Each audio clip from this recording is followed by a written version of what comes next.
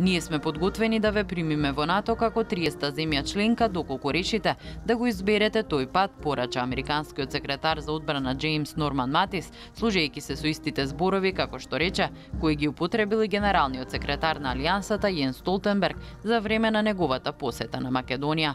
Матис, кој беше пречекан со највисоки почести на заедничката пресконференција со премиерот Зоран Заев и министерката за одбрана Радмила Шекеринска во владата на Македонија, порача дека членството во НАТО значи економски просперитет, странски инвестиции и безбедност, а Македонија ќе добие еднакво место во најуспешната воена алијанса во историјата. Според него договорот од Преспа заедно со клучните реформи кои се спроведуваат го отклучиле процесот за влез во НАТО. In 2 weeks, your citizens will once again seize the democratic opportunity to drive your country's future, to borrow Chancellor Merkel's words from her recent visit, as you vote in the referendum to move toward NATO accession, as you vote in the most important vote in your nation's history. We recognize the complex political choice ahead for your people, and we support you, our Macedonian friends, exercising your own sovereign voice and your democratic responsibility to vote. Премиерот Заев порача дека поддршката на Соединетите држави охрабрување и силна мотивација и му го пренел интересот на власта за спроведување на успешен референдум.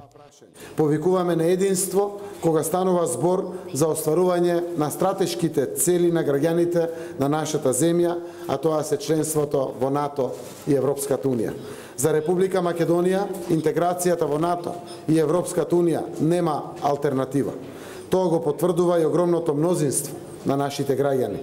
За граѓаните на Република Македонија, консензусот по прашањето на нашето членство во НАТО е резултат на прифатените вредности што ги дели Алијансата. Тоа го докажуваме и со нашето активно учество во мисиите на НАТО. Министерката Шекеринска истакна дека Македонија нема дилема од нејзината иднина е во НАТО на иста маса со Соединетите држави и со другите сојузници. Убедена сум дека на 30 септември граѓаните ќе се изјаснат дека се за Македонија, која ќе биде безбедна, сигурна, просперитетна и економски развиена. За Македонија, која рамо со рамо со Соединетите американски држави и со другите сојузници ќе помага во градењето на заеднички мир и просперитет. Матис ке се сретне и со претседателот Ѓорѓе Иванов.